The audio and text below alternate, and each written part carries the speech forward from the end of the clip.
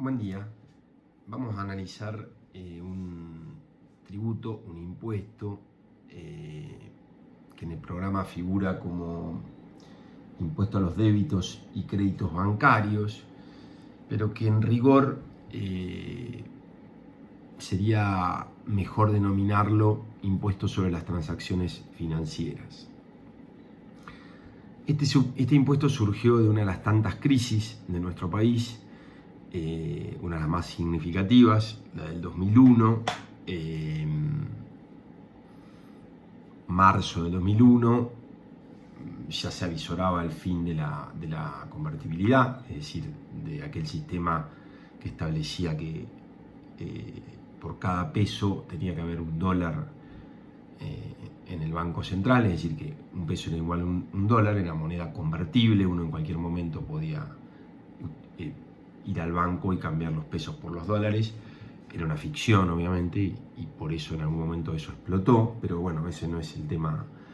puntual de análisis de hoy. Lo que sí quiero significar es que en función de que ese sistema se estaba viniendo a pique, sobre todo cuando Argentina dejó de recibir financiación o crédito externo,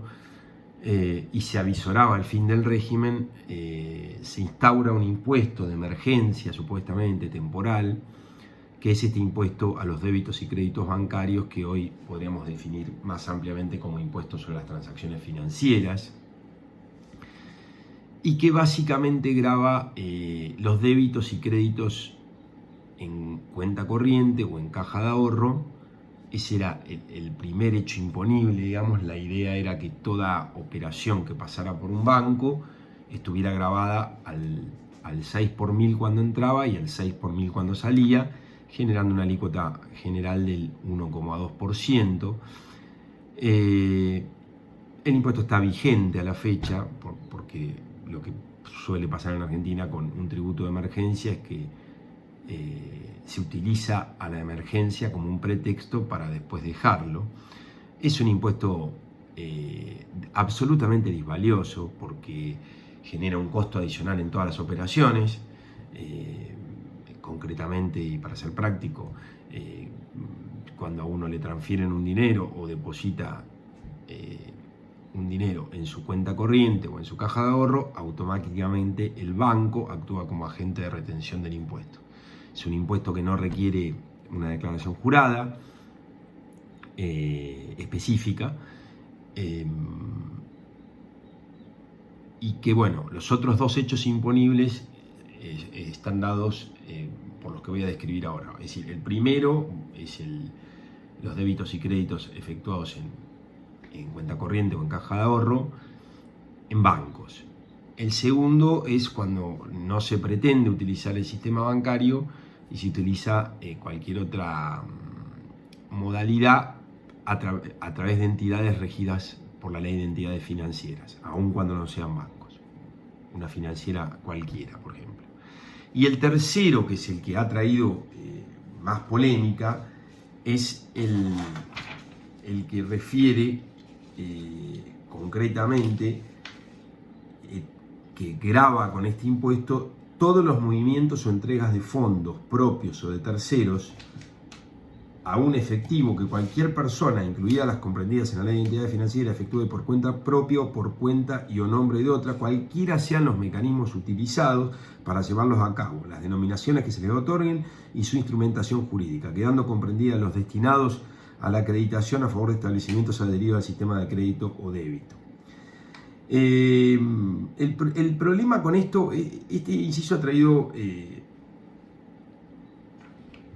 una lógica crítica por parte de la doctrina. Primero, que esto está en un decreto, esta ampliación del derecho imponible está en un decreto. Es cierto que la ley delegaba en el Poder Ejecutivo la delimitación de los alcances del hecho imponible,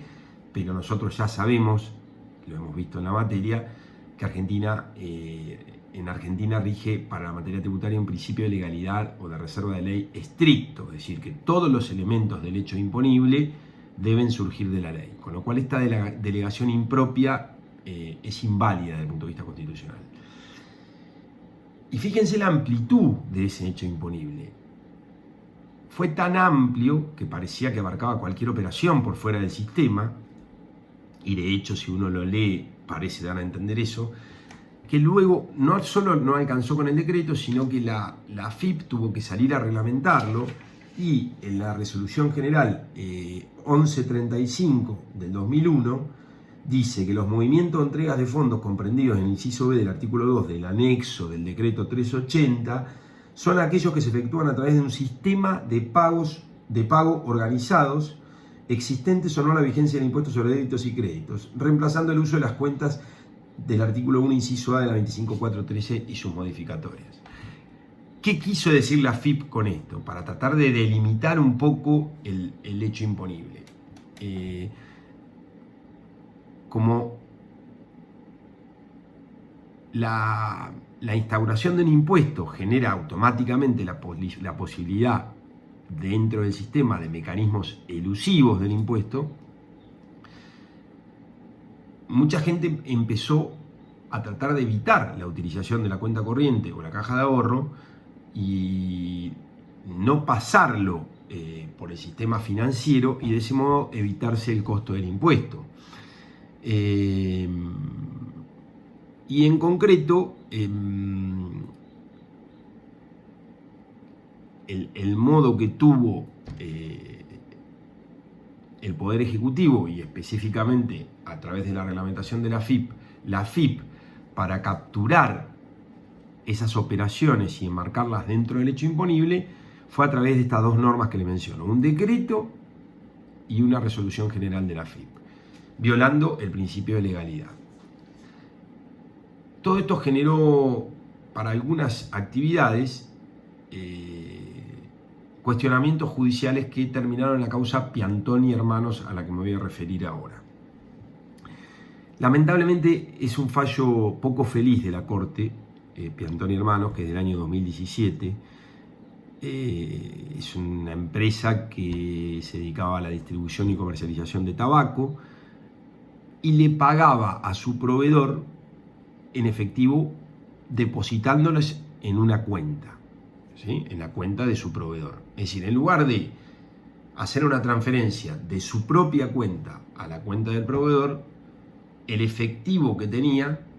iba y lo depositaba directamente en la cuenta del proveedor. Una maniobra que, a mi modo de ver, es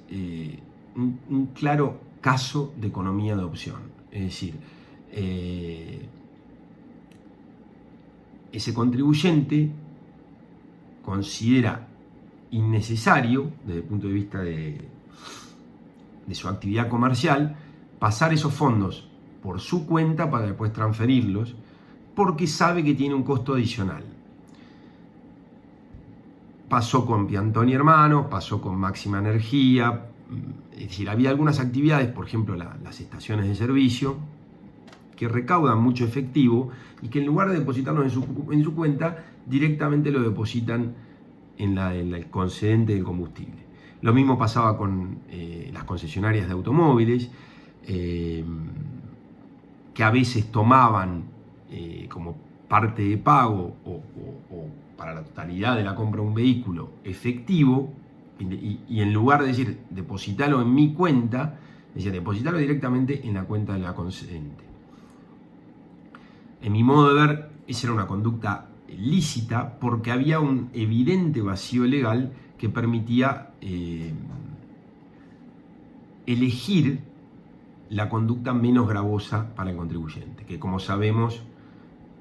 nuestro sistema también la permite, y es un típico caso de economía de opción. Yo decía que lamentablemente en Piantoni Hermanos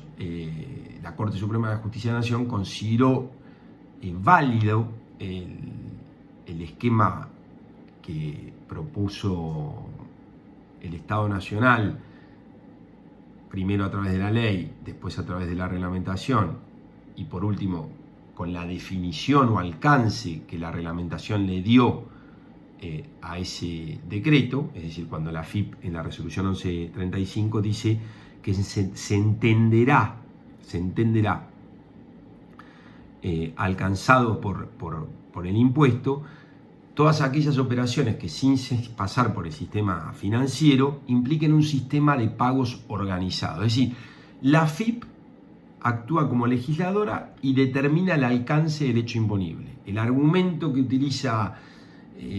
se utiliza para justificarlo es que en realidad lo que hizo la AFIP es achicar el concepto y consecuentemente no violó el principio de legalidad. Yo creo que más que achicarlo, lo que hizo es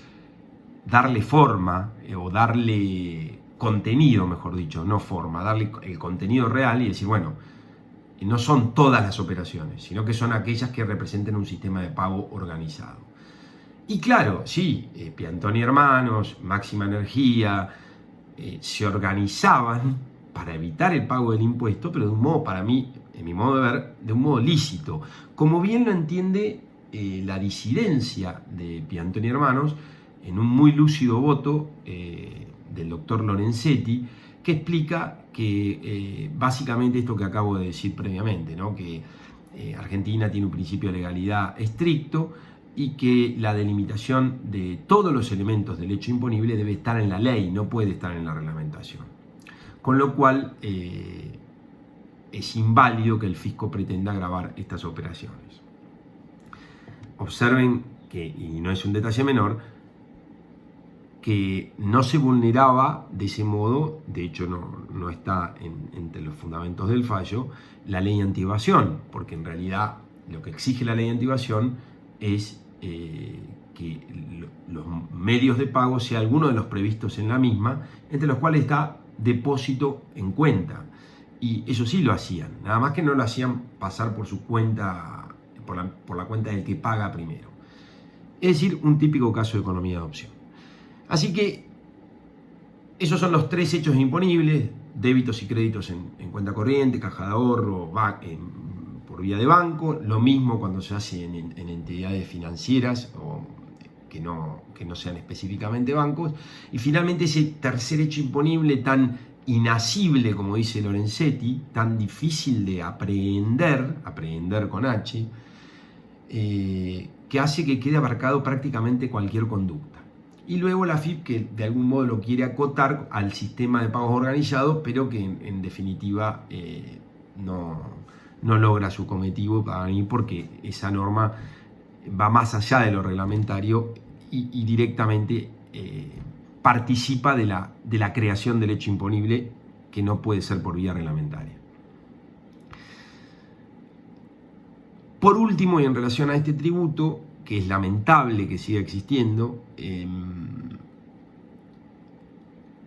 un primer momento no se podía utilizar como pago a cuenta del impuesto a las ganancias, luego se pudo utilizar en un pequeño porcentaje, y ahora si calificás como determinado tipo de empresa, todo lo que te van reteniendo por este impuesto lo podés utilizar como pago a cuenta del impuesto a las ganancias, lo cual no está mal, digamos, atempera un poco la distorsión que genera este tributo, pero cabe decir que